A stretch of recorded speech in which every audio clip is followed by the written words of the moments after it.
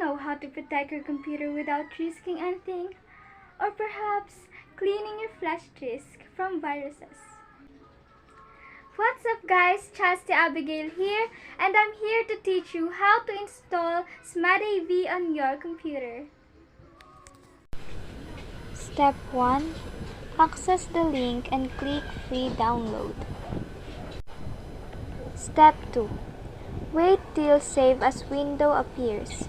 Save the file on the desktop. Step 3. Double-click on the file from the desktop.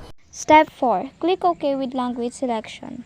Click Next on the Welcome Wizard. Accept the license agreement and click Next. Step 7. Click Next with desktop shortcut option. Step 8.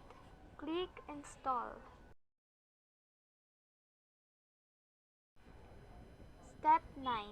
Click Launch and Finish. So that's it guys. I hope you've learned something from this video. See you next time.